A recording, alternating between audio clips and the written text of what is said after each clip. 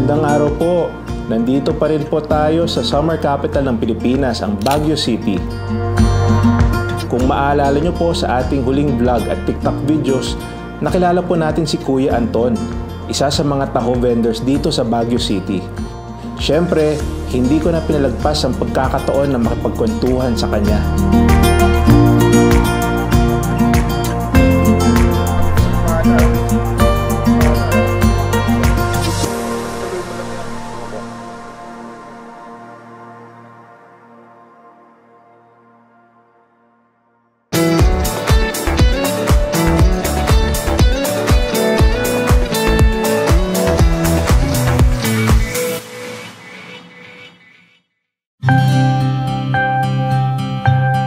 Ako po si Dalton and Pelayo, Anton po. 44 years old.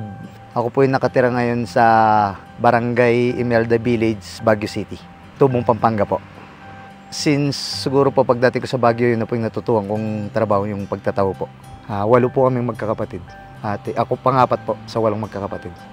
Lahat po may mga pamilya na. Meron po akong 2 anak. Isang 11 years old na lalaki and then 4 years old po na babae. Nag-aaral po sila ngayon, parehas po. Si Mrs. sa bahay lang po siya. Kasi po hindi siya ganong makatrabaho kasi asthmatic po. Parang kailan lang sir, na hospital lang po siya dahil sa asthma niya.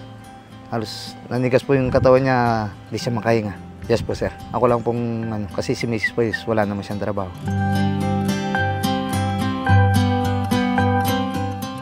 Bali naangkat ko lang po. And then yung mga gamit ko po na pagdating po sa mga flavor, ako na po yung gumagawa. Yung taho ko po binibili ko lang. Nakatira po ako ngayon sa loob po ng factory. Kailangan po, pag nandun ka sa factory, yung mga kakailanganin ko para sa taho ko, sa kanila na po nanggagaling. Sa kanila ko na po binibili. Pagdating po sa mga sweet, mga cups, straw, beans po, taho, sa kanila po.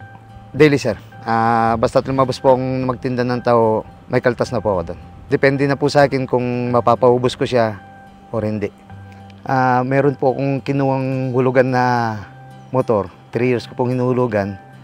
Yung isang balde ko po na may mga laman na mga sukal, nakatali po siya sa likod ko. And then yung taho ko po, para hindi siya madurog, nakasuporta po yung 2 hita ko. Nasa harapan ko po siya. Pero nakatali pa rin po yung para sa safety po ng paninda ko.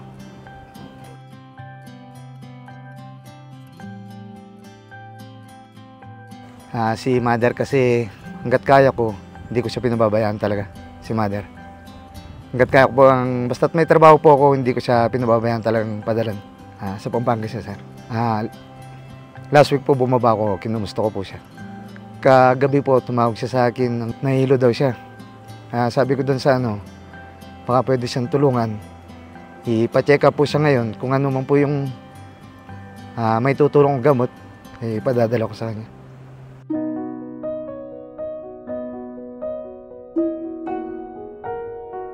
Kay Mrs. po, kasi asthmatic po siya, kailangan po niya ng nebulizer niya. Then, yung nireseta pong gamot sa kanya, kailangan hindi daw po pwedeng makaligtan yung maintenance niya. Kaya minsan po, sinasabi ko, pag mayroon sa mga barangay, pwede po siyang pumunta na mabigyan siya. Tulad po last week, nabigyan po siya ng mga libreng gamot para sa maintenance niya. Kasi sobrang taas po ng dugo niya, hindi kailangan pong makaligtan yung pag-inom na niya ng gamot. Paghanap buhay ko po, gusto ko pong makabili ng sarili kong panggiling ko po ng taho. Soybeans machine with separator. Pwede na ako makapagluto ng sarili kong taho para sa sarili ko po. Mas makakatipid po. Gusto ko po bago man ako mag-retire na, kasi 44 years na po, 44 na ako ngayon sir.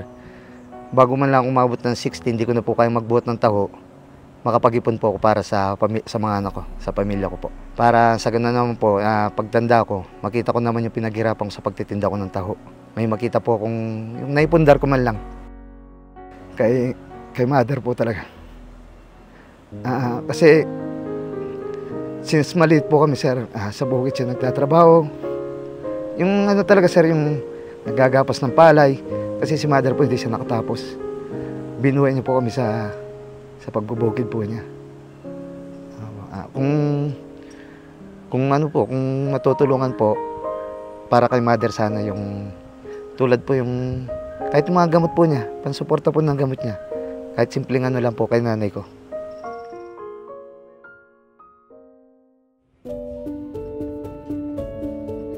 Natuwa ako sa sipag, tiyaga at dedikasyon ni Kuya Anton, kaya naman di na ako nagdalawang isip na maghanda ng munting sorpresa para sa kanya at sa kanyang pamilya.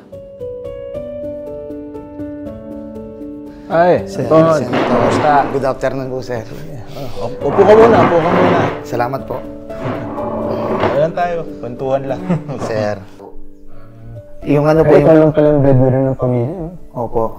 So, medyo ano talaga, medyo kulang talaga, no? Kaya minsan, sir, inaabot po ako. Kagabi po, 8 o'clock ng gabi na akong nakauwi sa pagtitinda ko po ng taho. 8 o'clock ng gabi, anong oras ka nagsimula? Magsisipon ako ng 5 ng umaga, preparing po ng mga paninda ko, then tatambay na po ko dyan sa botanical hanggang hintayin ko na siyang mag-close. So sa 1,000 minus yung cost mo, minus yung mga kanong kinikita Siguro, sir, mo. minsan makauwi na, maswerte na ako sa 500, sir. Kalahati. Opo. Kalahati yung puhunan mo. Puhunan ko po. So sa 500, yung marami pang gasto siguro, pati yung mga anak mo. Ang hirap, no? Siguro sa school supplies pa lang medyo Yes, sir. kulang na, no? Tapos meron ka pang gasto sa sakit ng asawa mo. Yes, sir. Tapos sa nanay mo, meron pa rin. Pero galing, saludo ko sa sipag at tiyaga mo. Kailangan ko po talaga, sir. Mabuti kang ama, Anton. Salamat at po, mabuti sir. kang asawa, Salamat po, sir, mabuti Anton. kang anak. Kaya may sorpresa ako sa'yo. Sir. Papakita ko lang. Ayun. Kaya tayo dito. Tuwa naman ako sa kwento mo, Anton. So, nagpabili ako ng mga groceries, Opo, sir. school supplies. Ito, meron din nebulizer. Ay, salamat po, Senator. Ito, nakahanap din ako ng nebulizer. Para sa asawa mo. Salamat po, Senator. At ito, so meron kang groceries. Salamat po. At ito para sa anak, sa dalawang anak mo. At para sa iyo, meron akong 50,000. Salamat, sir. Kaya, Salamat po. Sir, thank you very much. walang I love you po, sir. nakakatuwang kwento. Salamat po. Natuwa naman ako sa kwento mo. Salamat, sir. Napakabuti kang tao, Anton. Thank you very much po. Kung sana, mas maging masaya ang pamilya mo ngayong araw. Opo. At I'm sure, sir, masaya po sila pag nakita nila. Talagang nagsusumikap ka. Opo. Para sa inyo po, message ko lang sana, sir, laging malusog po kayo. Sana po marami po akong matulungan na katulad ko, sir. Na maraming salamat po. Itong binigay niyo po sa akin, makakasa kayo na kay mother po, mabibigyan siya para sa pag-aaral po ng mga anak ko. Ilalaan ko po sa kanila ito, sir. Itatabi ko po ng mabuti. Para sa kanila po. Alam ang pamilya mo at ako naman, natutuwa naman ako at nakatulong ako sa pamilya mo, Anton. Salamat po, Senator Mark. Ingat. Salamat po. Salamat, sir. Thank you very much po. Ingat. Thank you very much, sir. Kuya Anton, sana ay magamit mo ang mga ito para mas lalo pang matulungan ang iyong pamilya. Yan. Ito siya, sir. Ito po. Malaking tulong po ito sa paggawa po ng taho. Masaya po kung makikita po malakas yung nanay ko. Yan lang po yung lagi pinagdadasal sa akin. Talagang busilak ang kalooban mo, Kuya Anton. Isa kang mabuting asawa, ama at anak. Saludo ako sa mga katulad mo na gagawin ng lahat para sa pamilya. Tulad ng pagmamahal ni Kuya Anton sa kanyang asawa at nanay, ngayong Mother's Day, sana ay maipakita natin sa ating mga nanay at sa mga tumatayong nanay ang kanilang kahalagahan at ang ating pagmamahal sa kanila. Hindi po matutumbasan ng anumang bagay ang hindi matawarang pag-aalaga, sakripisyo at pagmamahal ng isang ina. Happy Mother's Day po sa lahat ng dakilang ina. Saludo po ako sa inyong lahat.